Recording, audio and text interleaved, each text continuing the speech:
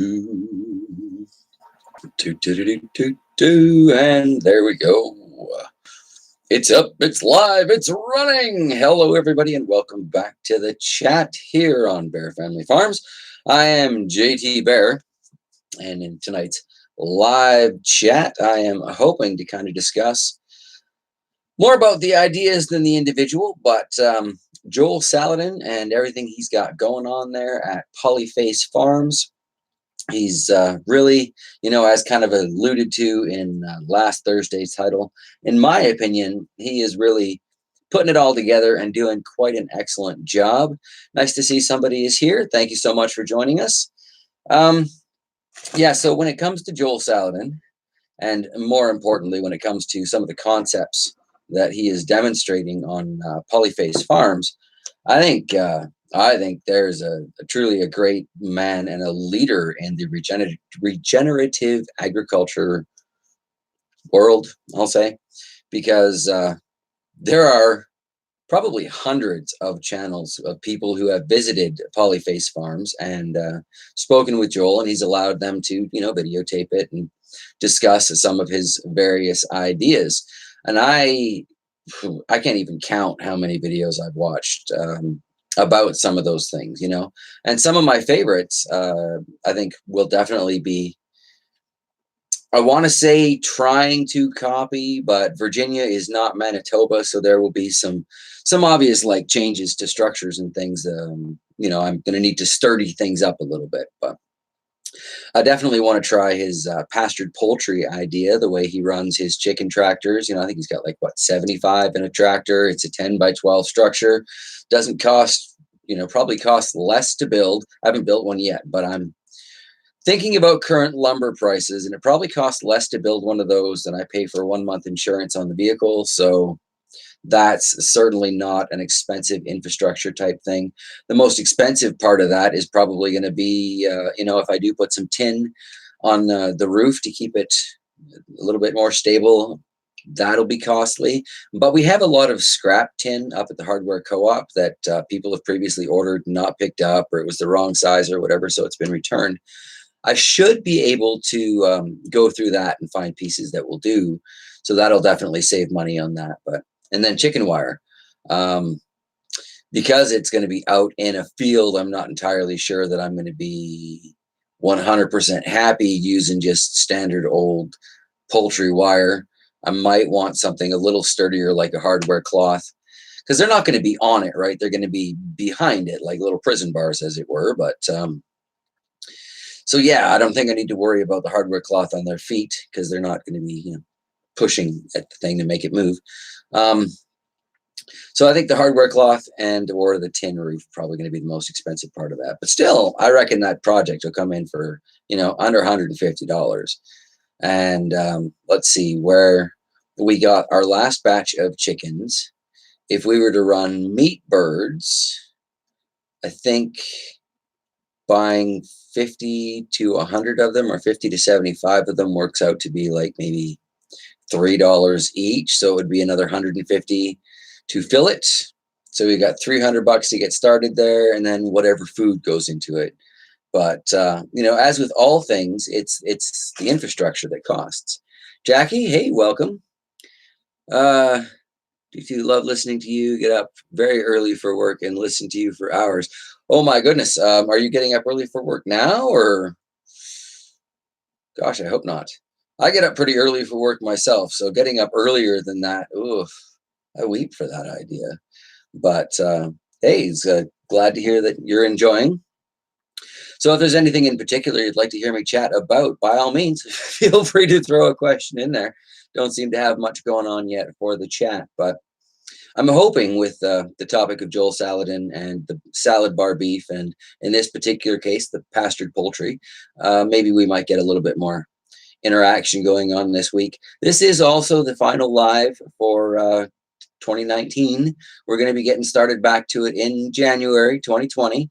And we are going to be looking more at concepts instead of individuals, because as I mentioned previously, I don't know if it was last Thursday or last live stream, but it feels far too much like gossip to me, and I try really hard not to get involved in gossip. So I think that's probably why I've been getting uncomfortable with these live streams. So concepts and ideas are much more fluid and adaptable, and yeah, I like that. So the idea that Joel Saladin is presenting with his Pastured Poultry and those chicken tractors is really intriguing. And I have joked with Shocks a few times about trying to get away with one of those here. Now, I would need to make it a smaller scale because there's no way I could get away with 50 to 75 birds. Like, I can't believe I'm getting away with the 12 we've got now because in town we're only supposed to have 3, right? So, yeah. But maybe if I could scale it down to, I've got to get a minimum order of 10. Hello, Babette. Thank you for joining. I got to get a minimum order of 10 if I order from that hatchery, and if I want it to be worth my while, I'm thinking maybe 20, but that's probably the most I can squeeze in there. And let's see, in the 20-ish range ordering, I think they're a little closer to $4 each. You got to order like 100 plus of those birds to get the best price, but you can get them for like $1.97 each if you're ordering in 100 lots, which eventually we will get into, but we'll have to get onto acreage for that and build several of those little chicken tractors. But really, I think once I build one, I'm going to know how well I can do it and what kind of time I'll need to build others. I'm going to know exactly how much it costs to build them. And yeah, even if I run 20 birds, it'll give me a really good idea to break down the math of what it's going to cost kind of per bird in that situation. So, Jackie, no, in the morning. So I never hear your live chats. A Christmas chat with your lovely wife would be great. Drink a little mead and entertain us. Well, you know what? The kids are all grown up and elsewhere, so I'll pass that by Shocks and see what she has to say. I know we've got a lovely batch of mead still on the brew there. We put some raspberries in with that strawberry stuff. That's what I was drinking last week. It's absolutely, it's so nice. I have definitely taken a fondness for drinking mead, which really surprises me because it's essentially a honey wine. And I was never really much of a wine drinker. I mean, Canadian guy, right? So as a teenager and early 20s, gotta drink the beer, gotta drink the beer. But there are beer stories that I can't share on monetized live streams that ended up in resulting. The result from that anyway was I can no longer really drink beer. It's just better if I don't. So yeah, I will definitely mention it to her though, because next Wednesday I have the next 2 Wednesdays off from work because they're both stat holidays. And so the barn doesn't farrow on Christmas Day. Sweet. I'm the only guy who doesn't have to go in because they still do everything else. And they don't farrow on New Year's Day. So I get the next 2 Wednesdays to sleep in, and it's going to be fantastic. But yeah, I believe Shocks is taking the next at least Christmas Day off from dance class. I don't know if she's going to have one on New Year's Day or not. So there's a very good chance that we might be able to do that. Could actually be a lot of fun. I'm not really doing anything else on Christmas Day, and my computer's not up to rating Iron Forge anymore. So I won't be stealing presents from the Alliance this year. Yeah, off topic though. So back to Mr. Joel Salad Man. We call him Joel Salad Man around here. So please forgive me if I slip over the course of this live chat and just refer to him that way. It's just, I don't know, it amuses us, so we go with it. But wear your Christmas hats. I have a wide variety of Christmas hats, so I'll probably be able to come up with 1 or 2 of them. She got us Christmas hats this year with little reindeer antlers that'll flop on them, and she's got a great little trick with a scarf to kind of make her head big enough to hold them up, but mine just like little floppy eared antlers. It's not great, but yeah. So we're in Manitoba time. Let me know what time would be good for you, Jackie, and we can probably definitely pull that off. I don't know what channel that would be on. That would probably be on the JT Bear channel because that computer's downstairs. This one's up here. I got to come hide in the den and all that stuff. But yeah, so Pastured Poultry. There are two different ways that Joel Salatin does his chickens that I find quite fascinating. He's got the Eggmobile and the chicken tractors. Now we've discussed the chicken tractors, very straightforward. It's a low box. I think he says like 18 inches tall. I'd probably make mine 2 feet just so they got a little bit more headroom. I believe he says it's 10 foot by 12 foot for the footprint. So really, it doesn't take up a whole lot of space. Would be awkward to put them on a trailer, you know. So if you're going to have to actually move your stuff, because he does talk about making your farm portable. So if you're going to have to actually move your stuff, something maybe 8 feet wide as compared to 10, probably fit a little bit better on your average trailer. I know the trailer we've got for behind the Jeep, I don't even think I'd probably have to go 6 feet to fit on that, because it's an old converted boat trailer that somebody threw a deck on, and then we bought for $40, including the ball of the hitch and the trailer itself. The downside being it has to be insured as a homemade project, and I haven't done that yet. And it also needs its lights and brakes done. So, I mean, wiring on a trailer should be really simple. I'm really just flying off topic today, though. So yeah, if you're going to actually move your portable chicken tractors on some sort of vehicle trailer, probably skinnier than 10 feet. But the other type of pastured poultry that he does is his Eggmobile. And I find the Eggmobile fascinating because it's part of a two-part scheme, because he does his salad bar beef, and they go out and they trim down the pasture, and they, leave their little presents behind them, and they reveal all kinds of grasshoppers and crickets and bugs as they kind of mow the lawn a little bit. And then the chickens come along after that, and they go through those cow patties and dig out all the bugs and things like that. I would be a little bit leery of damage to dung beetle populations, but I'm sure he's got that figured out, right? Like, there are a lot of things that I'm sure he's got figured out to a point that are just almost unconscious, subconscious type things. He doesn't even think to mention them, because to him, they're just par for the course, Jackie, I'll let you get back to the topic. This time would be great. Cool. Well, this time does generally work for us. Farm all, howdy, howdy.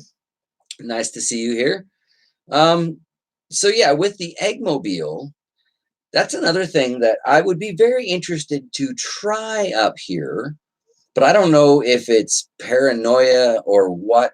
I would be a lot more worried about Eggmobile chickens out there than I would be worried about chicken tractor chickens, because at least in the tractor, they've got the walls, the roof, the security to protect them from raccoons, coyotes. I don't even know what all we have out here. I know we got badgers on the way to and from work, so we got badgers out here. There are lots of little things, I'm sure, that would be a threat to those.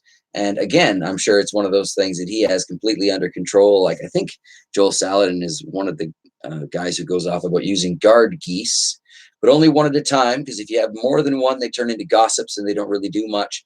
But if you've got one, they kind of wander around, and anything unusual, they, alert everybody that, hey, there's something going on, and then the chickens can hide under the Eggmobile or under trees or whatever shelter you've got around. And that's fine. And or the idea of guardian dogs. But a guardian dog watching the chickens. I'm good at training dogs, but most of my dogs have been strays before they came to be mine. So I would be, let's just say, uncertain that I could train a previously stray dog not to eat the chickens. So there's that. And I mean, you can get electric fencing and poultry netting and all kinds of stuff.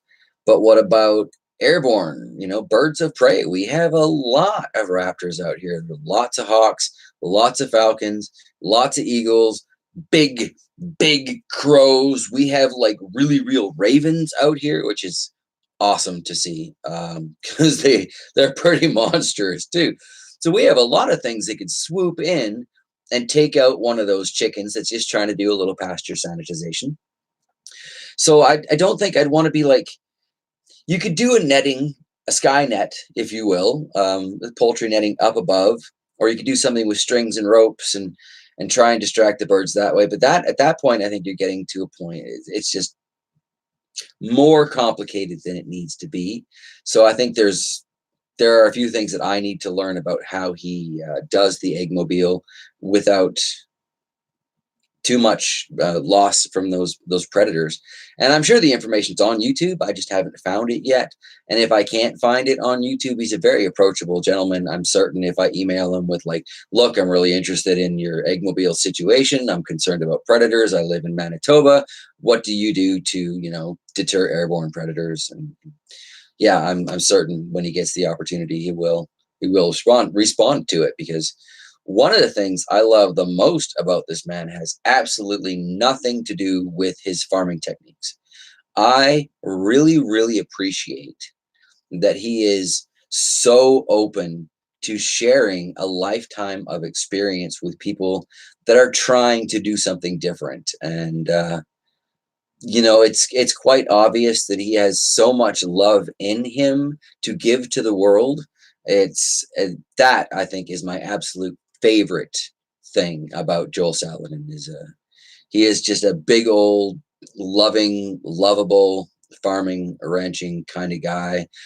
Followed closely by his idea that we are, as regenerative agriculturalists, we are in a land healing mission. He looks at it with an almost spiritual context. And I appreciate that too. That's something else I liked about Alan Savory's approach, is that he's encouraging people to take a step back and another step back and another step back and look at the whole picture and really make sure you're managing things in the right way. And that too, at a certain level, takes on a certain amount of spirituality. And these are the kind of people I think the world needs more of. People that are sharing love, people that are sharing kindness, and they're not expecting much in return. In Alan Savory's case, he's expecting ridicule because that's what he's gotten for 50 years, and he's still doing it.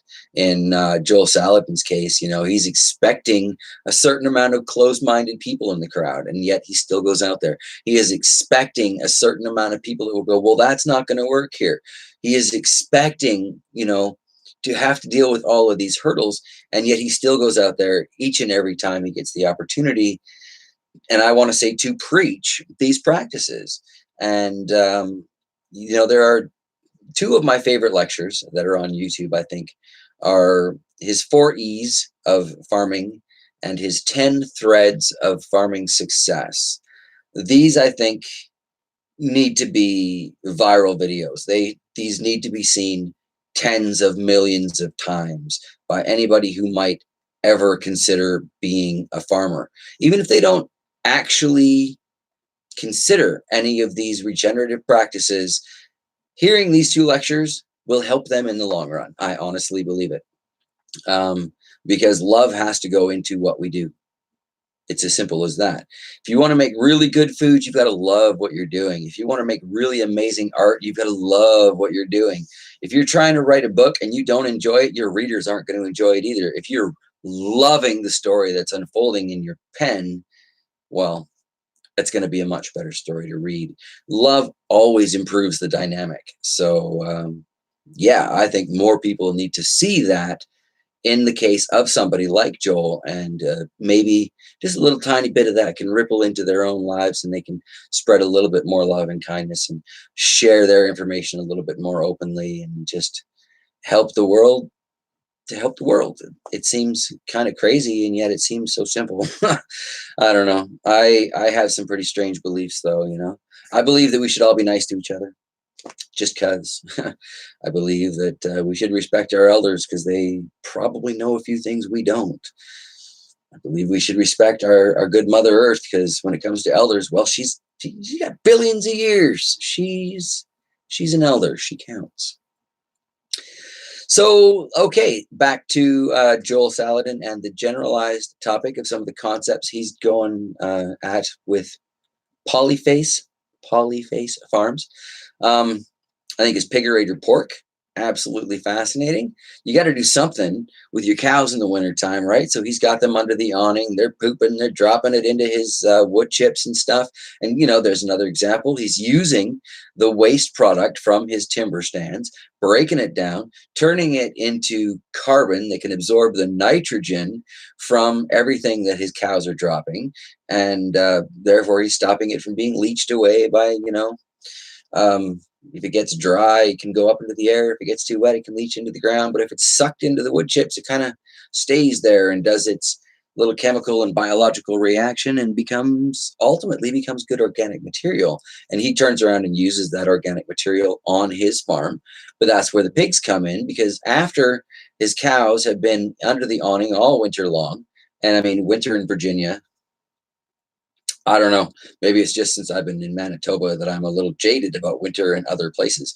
But I don't think it's going to be anywhere near as harsh as, say, a winter here in Manitoba. So this is, again, one of the structural ideas that I may need to upgrade somewhat if I want to try and emulate uh, his salad bar beef concept.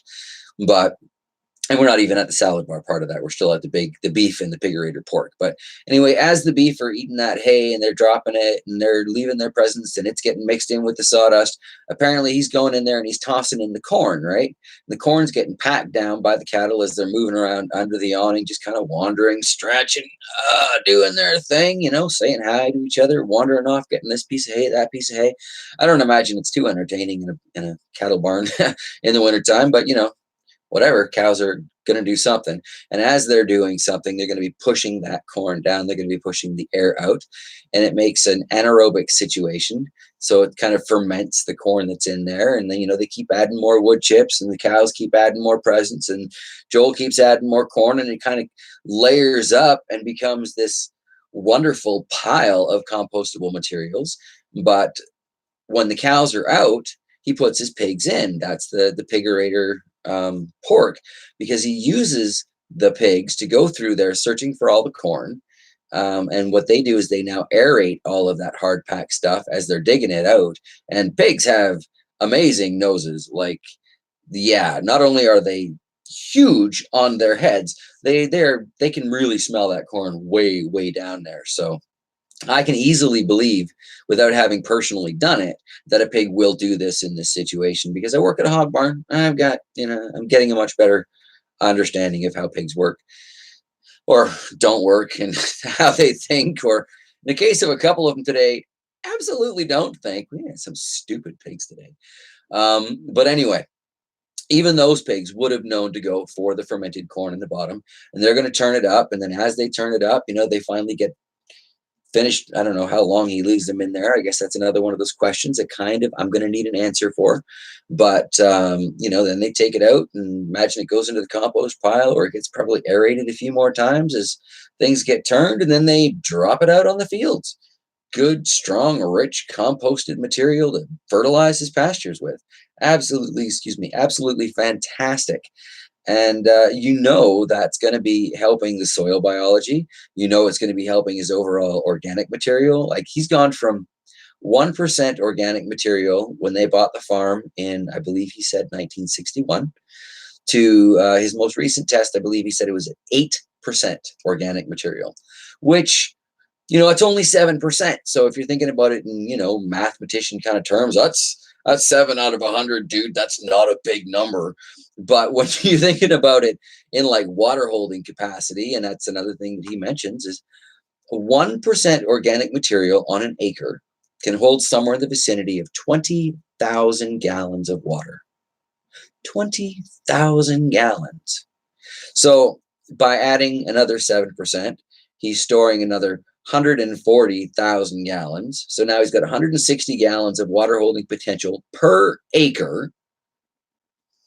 Sounds to me like somebody's not going to have too many drought issues. You know what I'm saying? As long as he gets rain once or twice a year and a little bit of snow to melt into that, he should be fine.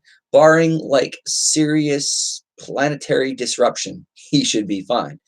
So if he can do that on his rock pile that was completely farmed out, and you hear him go about, why his parents bought that place, because it was basically just a pile of rocks and it had no no real production value to it, so it was affordable. And they're talking about when they first started moving their livestock, they had to fill old tires with cement, put posts in there, push those off the tractor, and then run his electric fence post through there because there wasn't even enough dirt to hold in an electric fence post. Wow, right? That's not a lot of dirt. And 3, 4, 5 feet of topsoil, what used to be there back in the initial days of colonization. And God only knows, how much has been eroded for years before that, because we preach a lot about how great certain native farming practices were, but some of them were still pretty destructive. And unfortunately, they're still being practiced worldwide in a way that, it's one of the things Alan Savory was going off about. We got to stop the burning. Okay, I'll just let that one go there. But okay, so the pigurator pork, they go through there, they root up all his compost, they're feeding off that corn, they're fattening up off that corn, and then his pigs go out to pasture, except they don't really go out to pasture. It kind of looks like they go into the green belt, kind of the area between real pasture and actual timberland where there's some trees, but not really. Kind of seems like he runs his hogs in there. And great. I think that's an absolutely fantastic way to use the space. So why not? His hogs are going to go out there. He's got a whole system with feeders and everything. And I'm not necessarily going to follow his footprints when it comes to that aspect, because as much as possible, I want all of my livestock to feed on wild foraged type food sources. So having a big old free access feeder there, I understand that that's going to help prevent them from rooting up the land. But at the same time, if they're being used in a slightly different position, say they're actually in full on timberland, if they're allowed to root up the land, then when it regrows, it's going to grow a whole lot of more forageable greens and stuff, because they're going to trash a lot of the small scrubby stuff. So great, between them and goats, I think you can really do some pretty serious damage to your underbrush in a positive way. I recognize, doing damage, it's got negative connotations, but if you consider, all the damage that they're doing is consuming, and everything they're consuming is free, which means every pound that they gain is pure profit, really, right? Because what's the difference between your profit on a live animal and your sale price? It's what it costs to feed them, right? Especially if you're in a brood stock situation. If you have your boar and you have your sow, and all of your piglets come from them, and they're being fed by your fields, then those piglets were free, really, right? Pretty close to free. They cost whatever feed it took to keep that sow in the right kind of condition to reduce your number of stillborns. Pretty close to free. Now, if they go from milk that was fed on a free range type diet, I think their systems are going to adjust better to free ranging. They're going to have the right gut bacteria to be able to absorb the nutrients and minerals from that. So they're going to grow quite well. But if you give them feed, because as a cleaner at a hog barn, I go through a lot of feed. Most of it ends up in the drain by the time I'm dealing with it. And I've noticed that when that stuff gets wet, I call it feedcrete, because it'll get stuck in pipes and it'll get wedged into troughs. And I have to go in there with a shovel and chisel that stuff out. I don't want to feed any of my animals something that by nature will turn into a concrete-like substance.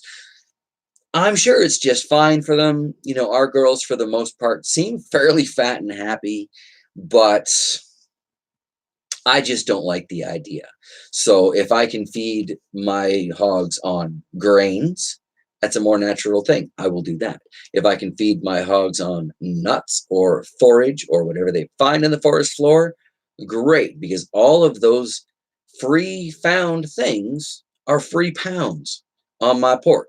And the more free pounds I have on my pork, the more actual profit I get out of selling that animal, or the more savings I get if that animal goes to freezer camp.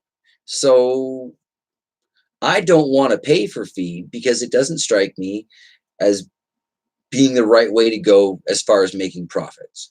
And that's, again, this is going to bring us back to salad bar beef. Now, I believe, and please someone correct me if I'm wrong, I believe Joel Salatin is growing crops and then growing cover crops and then grazing those cover crops with his cattle, similar to what Gabe Brown is doing. I could be very, very wrong. I've been wrong before. I'm okay with it. It happens. It's the human condition. We screw things up. Such is life. I believe that's what he's doing, and I believe it's the mixed cover crops that he's referring to as the salad bar. I have not yet had the opportunity to purchase his book, Salad Bar Beef. It is on my to buy list. I've got it clicked on Amazon, and when I happen to have $40 to spare, I'm going to send that one on home. And yeah, you can bet your hiney I'm going to sit down in that lazy boy with a big old mug of something. This hot chocolate in this case, but a big old mug of something. And I'm going to dive right through that thing because I'm dying to read it. But I have not yet. So there again is a certain amount of uncertainty. But I believe that he's feeding those mixed crops and those cover crops. And from what I've heard from other speakers, let's take Dr. Christine Jones, for example. And when you have a diverse pasture, one of the effects, you're going to get a lot of positive effects out of that. But one of the most important effects when it comes to gaining on your livestock, putting weight on your livestock, is that you're going to have higher Brix levels in your greens. And ultimately, Brix is equivalent to the amount of stored energy in that bit of the plant that the animal can then consume and convert into its own stored energy, right? It's all about energy, really. It's all recycled sunlight in various stages. Everything is sweater, recycled sunlight. So we want to try and put as much energy into the field from the sun as we can. That's why we're growing our diverse crops. We want to put as much energy from those crops into the livestock as we can. That's why we're only grazing the top third, and we're leaving as much of that solar panel still active on the plants as we can. We want to make sure as much of the energy that the animal consumes is maintained by the animal. So we don't want necessarily something that's trying to grow huge and fast. I would prefer something that maybe get medium size, and I'd rather it were a little chunky. Like Johann Zietzman says, consider a 5-pound bag of sugar with 8 pounds of sugar stuffed into it as compared to a 10-pound bag of sugar with 9 pounds of sugar in it. A lot of the cattle currently being grown now are more like that 9 pounds in a 10-pound package. They're growing big and lean, so they looked kind of sunken in by comparison. But the older heritage animals tend to grow a little stockier, a little chunkier, not quite as tall. And these are ultimately very positive characteristics for body conditioning, especially if you're going to be breeding forward. If you want to make money on a ranch, it seems to me you need to be in charge of breeding your own stock. Because looking at the way cattle are raised, at least here in the Manitoba area, okay, you've got your cow-calf operator who sells those calves and makes a little bit of money, to somebody who is going to graze those calves and make a little bit of money, who sells those calves to somebody at a feedlot who makes a little bit of money. And none of these people are satisfied with the amount of money that they're making, because the total profit on that animal is being split 3 ways, right? So if you want to actually make money with livestock, you have to take all 3 parts of that. Seems pretty straightforward. You're making 3 times the money. Somebody show me where the logic is wrong, please.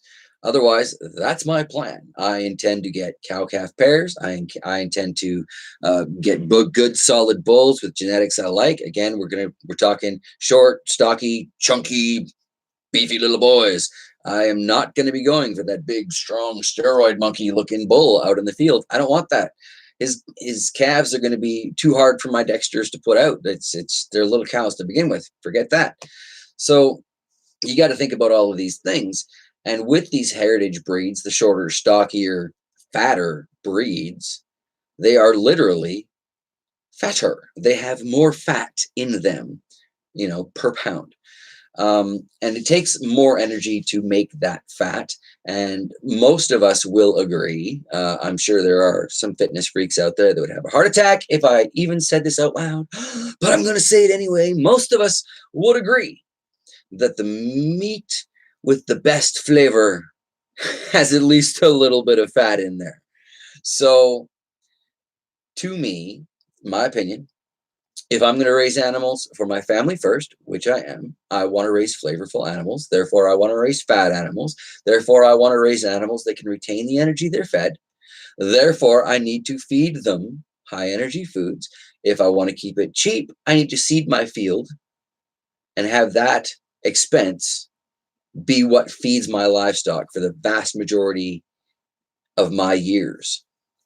If I do it right, I shouldn't need to reseed, maybe throw some extra stuff on there in the future just to increase my diversity. But as I understand it, I mean, even if I had a barren farmed to death field, and I can point to at least 3 on my way home from work, 3 at least. I only drive 7 miles. Okay. But I can, 3 at least that are farmed to death. But even that, if I put up high tinsel wire around it and I'm moving my animals around, especially because I want to do mixed animals, right? I'm going to have the beef. I'm going to have the sheep. I'm hoping to have some boar goats in there as well.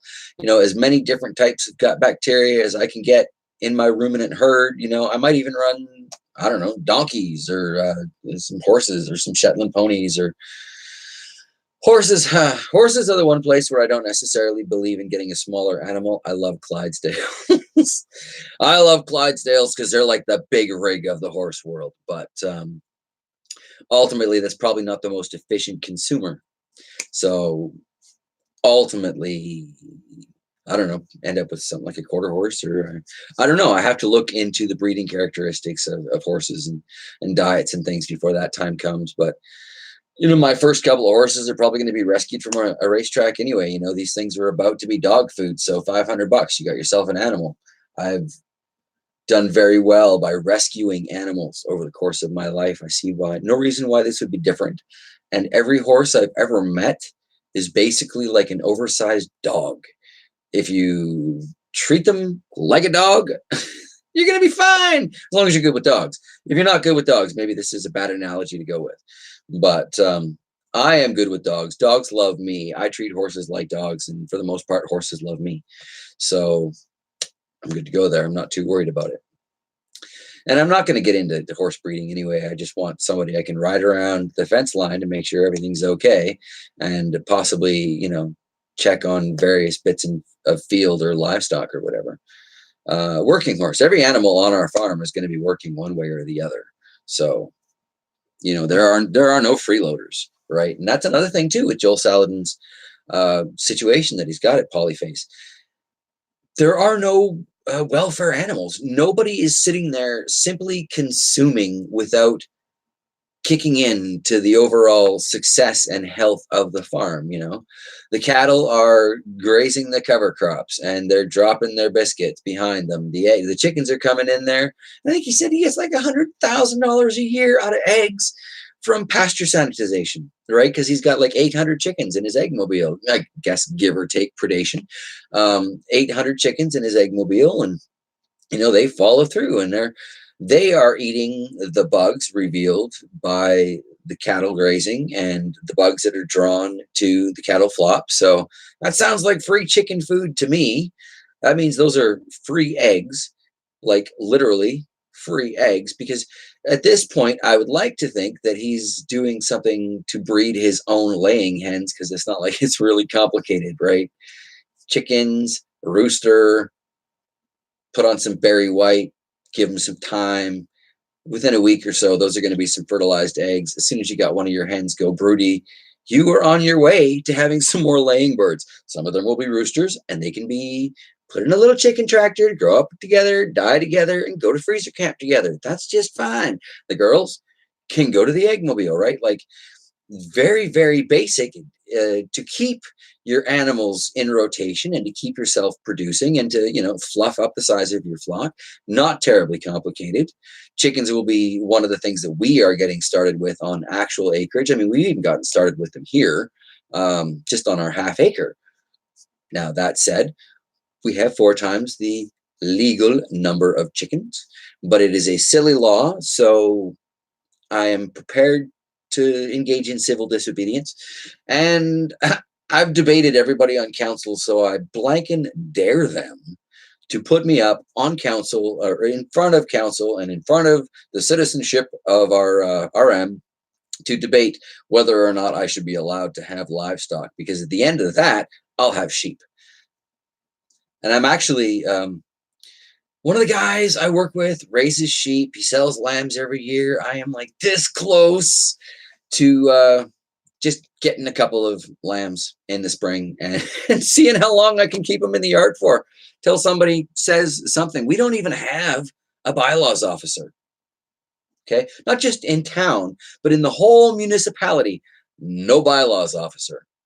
This livestock rule is a bylaw. Who's going to enforce it? Now, am I being a bad influence because I'm suggesting civil disobedience is not necessarily a bad thing? Perhaps. Am I being a good influence because I'm suggesting that people should be able to go out and raise livestock if they have room and the inclination? That's for history to decide, right?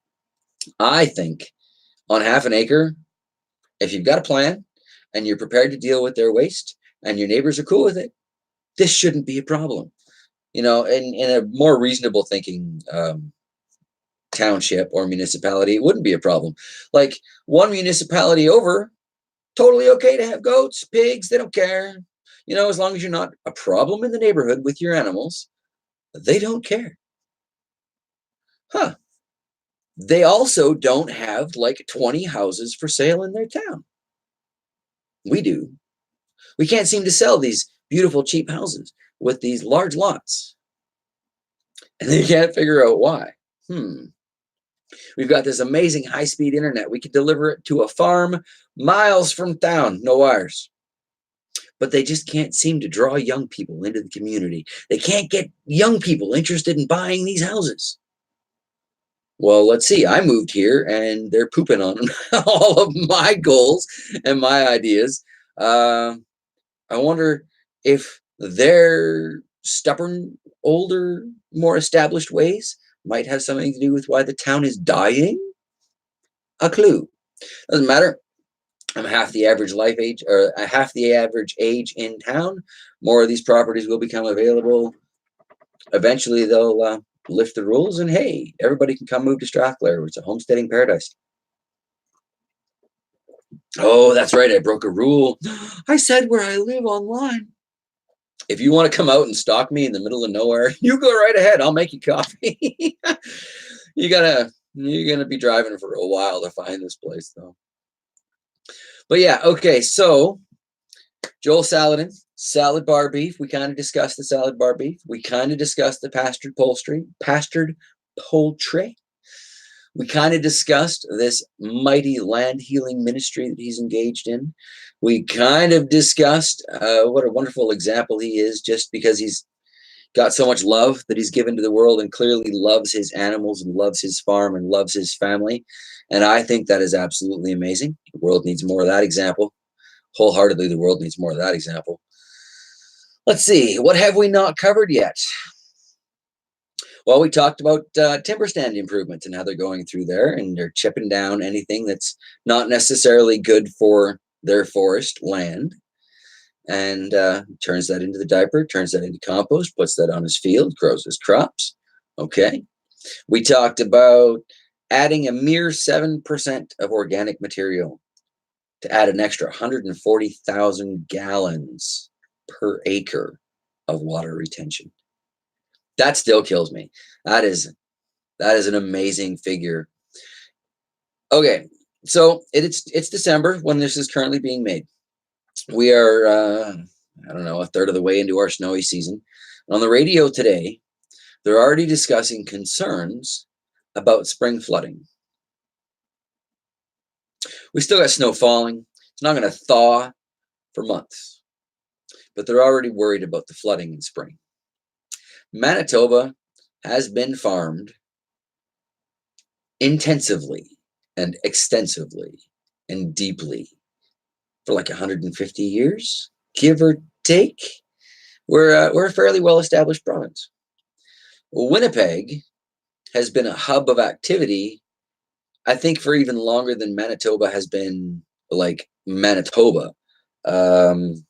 Seems to me the Hudson's Bay Company came in through the Hudson's Bay, came down the river, found Winnipeg, and that's when they kind of started working their way south down the Red River with all the fur trading and stuff, and exploring North Dakota and some of that area there. So, like, this land has been worked for a long time, and it doesn't hold a lot of water anymore, you know. So we have, I don't know how land is measured in the States, but we have sections. And basically, our grid road is every mile we have a road, and a mile by a mile is considered a section of land. And then we have quarter sections, and that's 160 acres. But a section of land is 640 acres. And tragically, I don't have a calculator handy, and I don't have a cell phone to just kind of whip it off as a calculator. But think about that, 640 acres. If it only had 1% more organic material, so 640 times 20, we're looking at 1280. Add some zeros, right? So what, 1.2? No, 1.2 million gallons? Is that right? Does somebody have a calculator? If somebody has a calculator, can you check that? 640 acres at 20,000 gallons per acre for a 1%. I don't have, like I say, I don't have a calculator, but I think that's 1.2 million gallons of water. So if every one of these sections of land that has been over farmed even put in 1 more percent, 12,800. Okay, yeah, but that's just the acreage, right? And it's 20,000 gallons per acre. So, yeah, does this computer have a calculator button? I'm so spoiled downstairs. I got one of those really fancy keyboards. The Shocks hates it, but it's one of the ergonomic keyboards, and it's got the break in the middle and the big curve and buttons for everything. I can access my media player and a calculator and all kinds of stuff. But okay, so 12,800 times basically 1,000 is going to be 12,800,000 gallons. 1%. So if we could put 1% organic material back into Manitoba's farms, I don't necessarily know that, I don't feel that Winnipeg would be as prone to flooding anymore. And there are a lot of communities affected by the Red River as it flows south that would probably really appreciate the lack of flooding that is getting released into that Red River and just coming to affect them. Because, when you divert it around your town, yes, you've saved your town, and that is a good thing. I'm not saying it's a bad thing. It is a good thing. But you are passing the problem on to your neighbor. Not so cool. So if we could, instead of dealing with the effect, if we could deal with the cause, and the cause is the rainwater is coming down and not being absorbed. It's rolling, it's collecting, it's roaring, it's flooding. So if we could deal with the cause and allow that rainwater to be absorbed in the first place, not only would our farmers quit bitching about the droughts that don't happen, because it's plenty of rain, plenty of snow. There's more than adequate precipitation over a 12-month period to grow any crop you can grow in our 90-day season, give or take. The soybean farmers, they try and push for that 120, but anybody who's watched my peppers videos knows that's an unrealistic goal. Farm for your environment. That's another thing that a lot of these speakers kind of go off about. I don't necessarily know that that's one of Joel's topics, but he is maximizing his farming environment. I'll definitely give him that. But if he were used as a leadership example with his 7%, 7. Okay, so take our 12 million, give or take, gallons of water, multiply that by 7. What are we looking at? 74, 90, 80, 84 million gallons of water? That's insane. That is absolutely insane. One section, 1 mile by 1 mile. Manitoba's a lot of miles across. It really is. I've tried to drive across Manitoba. It takes a long, long time. And you're so encouraged to go fast because the roads are flat and straight. But don't do it, man. There's a cop behind every billboard. And they hand out tickets that are insane. I heard about somebody getting a $600 speeding ticket for doing like 50 over the limit. It's crazy. I love my cruise control. My cruise control keeps me safe. My trips are long and boring, but my cruise control keeps me safe. Yay. Back to the topic at hand, though, adding organic material to the soil makes a huge difference, okay, just in the water holding capacity. But there are other things that are affected by that, and Joel points them out as well. At 4% organic material in your soil, which doesn't sound like a lot, but apparently a lot of farms are under that.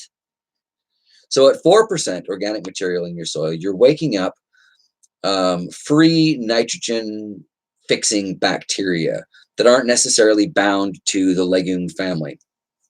Everybody's aware how legumes, clovers, peas, all of these things, the legume family is known internationally for its ability to get little bits of nitrogen. They form in globules on the rhizome, which is like the roots down the bottom. And then, the general belief is that nitrogen is available in the next year to whatever plant is growing there. However, at 4% or greater organic material in your soil, you are going to have activated the naturally occurring bacteria that will do that for all of your other plants as well. So as long as your plants aren't being force-fed some sort of water-soluble fertilizer, like all of this crap I throw in the air gardens is the perfect example, when they take a drink, they have no choice but to consume those nutrients. There is no other option for them. It's in their water. A plant in a field takes a drink of the water that comes down, takes a drink of the water that's down there. It can selectively pull in the nutrients that it needs if it has formed the right relationship with the soil biology. And that can only happen at 4% or greater organic material. So it's kind of like one of the baby steps goals in regenerating your soil is it sounds silly, but in order to regenerate your soil, you have to regenerate your soil first. Sort of. That organic material can come from lots of different things.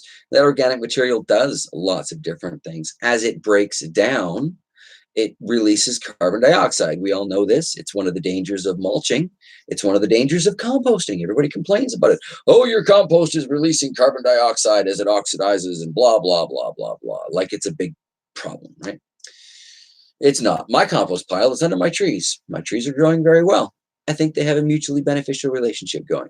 But anyway, as this organic material is rotting in the soil and releasing the carbon dioxide, the moisture that comes down through precipitation through the soil, or actually the raindrops itself coming down and making contact, mixes with that, apparently creates carbolic acid, which is, or carbonic, creates a very mild acid that is basically carbon and water, or CO2 and water. And it breaks down the rocks and stuff that are in our fields and turns them into available minerals for the soil biology to feed to the plants as the plants require them. What's the end result of this? Well, we have less health issues in our plants. We have stronger plants in general. We have more productive plants in general. So it all kind of adds up towards this beautiful goal, but you absolutely have to start somewhere. And a lot of people think that they can do one or two of these various things, and that's going to be good enough. I'm mulching, so I'm adding organic material. Well, yes, you are mulching. Yes, you are adding organic material, but as we just mentioned, it is oxidizing. So from the surface down, it is slowly turning into a gas form, and from the ground surface up into your mulch, it is slowly being consumed by biology. So this part here is great. This part here is what environmentalists bitch about. Six of one, half dozen of the other. You can't really win for losing in these situations. But as you mix that in, as the worms work it down, as you add more to it, as you know, a lot of people like to till their gardens, so their mulch will end up mixed through it, which sounds like a good idea in the long run because you're putting that carbon into your soil. But what happens is you wake up opportunistic bacteria, and as soon as they feel the urge basically to wake up and feed, that's exactly what they do. They hit that like a teenager at a buffet, and they're just going to wipe it out. And then you're going to have all of those nutrients really immediately available. But if they're not immediately consumed, now you're looking at various forms of leaching and stuff. And you're not necessarily going to have it available for your plants in the long run. And most importantly, you're not going to have it available as carbon building towards your overall organic material, which you, like I said, want to have at least at 4% or better. 4%, that's 80,000 gallons per acre. That's a pretty decent wheat crop. I don't know what the actual numbers are on a lot of these crops, but I'm betting 4% organic material and its water retention would be more than enough to keep a natural pasture happily green. So everybody out here can complain about the droughts that they're having, but as soon as I start building that organic material in my soil by feeding the microbiology, by running multiple types of livestock, by continually moving my livestock around, by leaving a certain amount of litter on the ground, by doing all of these things, and not, most importantly, not like ripping up and digging into the soil and waking up those opportunistic bacteria. Because yes, we do want bacteria, but we don't necessarily want those guys to wake up.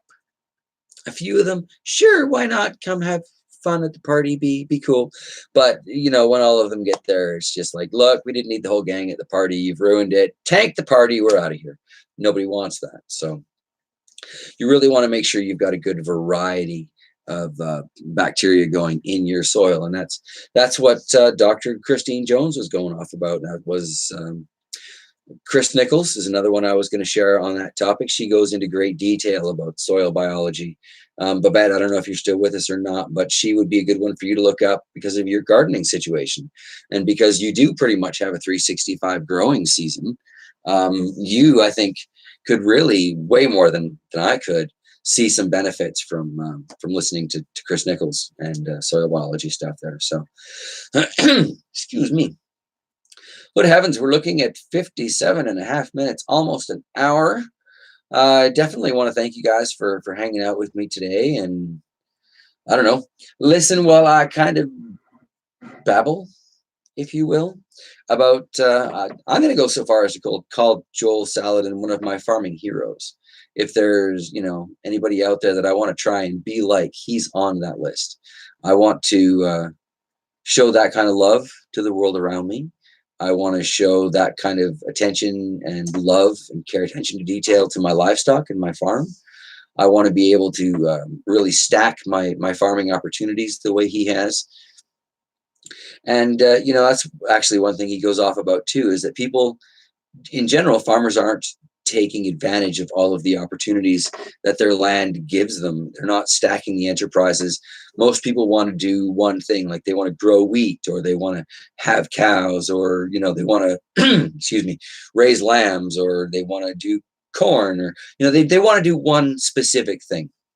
But if you really want to maximize the potential for your land to heal and regenerate, you need to be doing multiple things on that landscape, because in nature, Mother never does any one thing. She is a multitasker. If it looks like one thing is happening, there are 10 other things that you don't see happening. 5 of them are making that happen, and 5 of them are happening because of it. But if you see one, there are at least 10. And that's how nature works. One species feeds 8 species, and those 8 species go on to feed another 8 each. That's 64. And diversity just multiplies, and it's absolutely incredible. And the resiliency of the planet, I think, has been proven by the fact that we're not a dust bowl yet. We don't look like Mars yet. I honestly think we could be on our way. I know a lot of people say, global warming's a myth and climate change is, it's all a hoax and it's all scientific, blah, blah. But, the deserts are getting bigger. We can see this. I watch a lot of space stuff, and it sure looks to me like the North Pole sure seems to be shrinking. We're invading the South Pole on a frighteningly regular basis. The mountains don't have the snow cover they used to. A lot of glaciers that I grew up with in BC are melting and receding. Yeah, I've seen things with my own 2 eyes that tell me things are changing. I'm not buying into a scientific theory. I've seen it. I believe it. And that's the way I work. Howdy, Mio, you made it. Woohoo! You made it just in time for the wrap up, but you made it all the same. So I want to do what I can to prevent that happening as much as possible. I don't want to see my beloved Manitoba turn into the new Sahara Desert. I don't want the fact that these guys are trashing their farms and flooding out major cities down the river to result in the fact that they can't farm anymore because their soil can't take the water. If the soil can't take the water and they can't produce the food, we don't eat, and that sounds really tragic and kind of dark, but it's true. It's true. It's not just cocky farmers. Without farmers, there's no food. I mean, there's gardeners, and there's homesteaders and all that. And the individual can go out and provide food for the individual, but the farmer is the one who provides food for the masses. And in this day and age, the vast majority of the human species falls under the masses. They're not in a position to raise a year's worth of food on the land that they have available. How many people live in an apartment building? Can you imagine?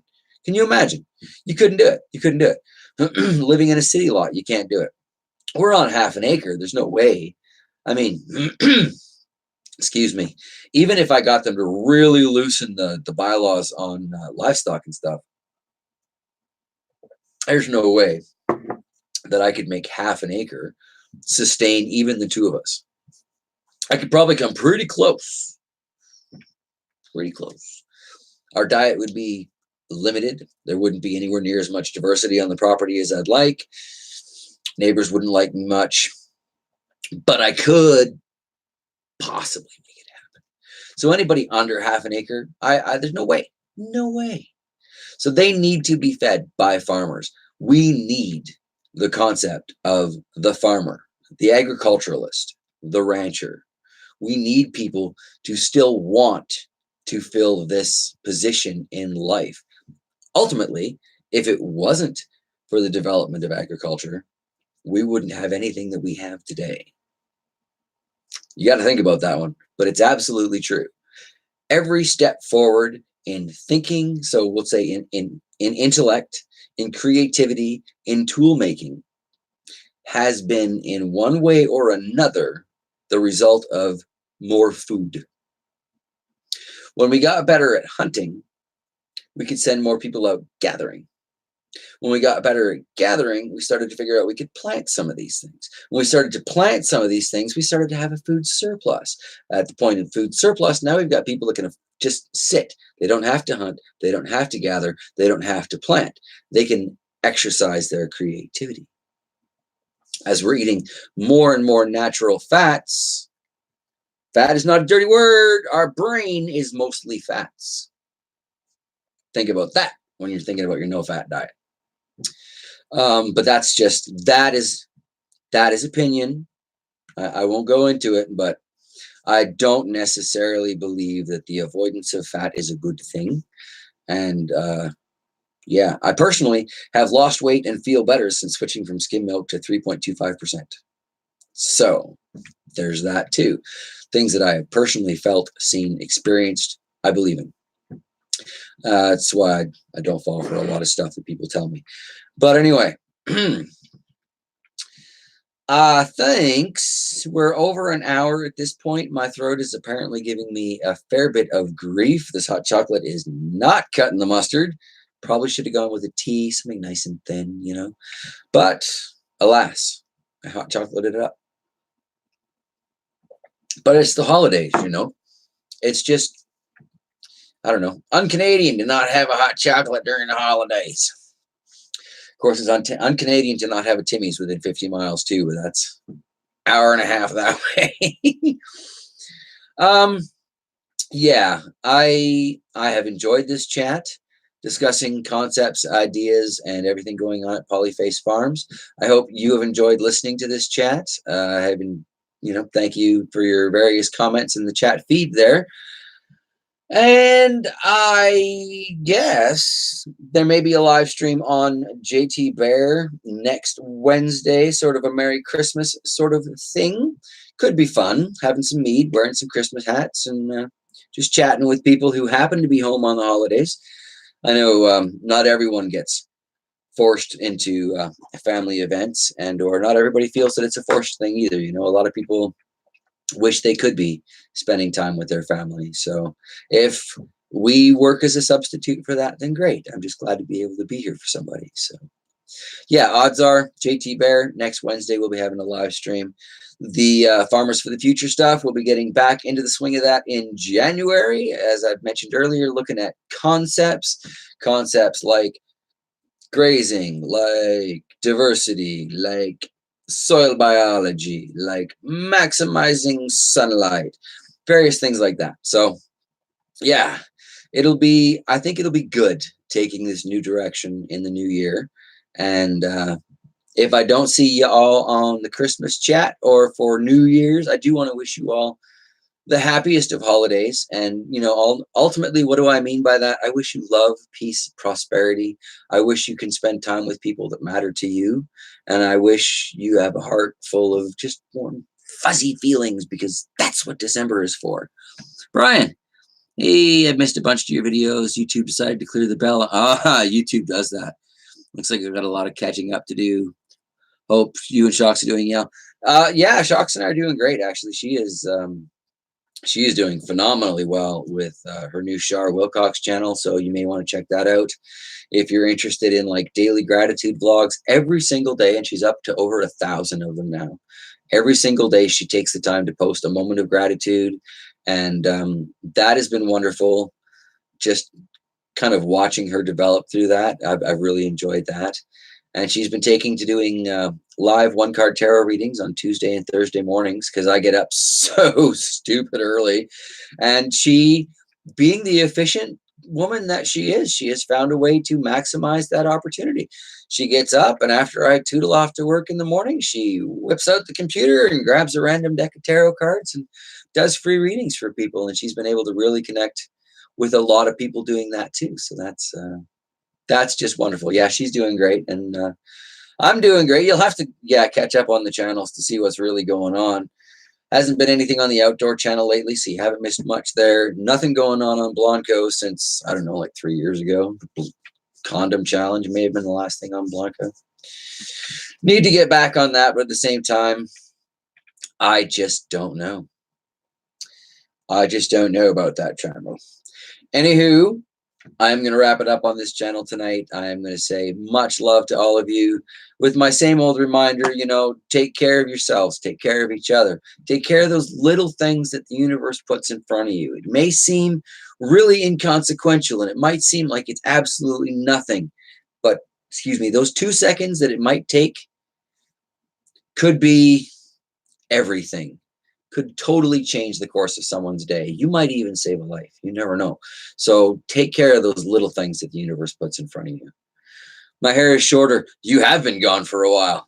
I cut my hair off when I started working at the barn because it smelled like the hog barn. days after being there. So yeah, 4 years of growth. But I have a paycheck now, so you do what you got to do. I'm going to use that paycheck to buy land. I'm going to use that land to grow animals. I'm going to use those animals to get away from that paycheck. It's a big circle. Anyway, yeah, I'm going to sign out. Much love, everybody. I have really enjoyed this chat, and I hope you just have a fabulous week ahead.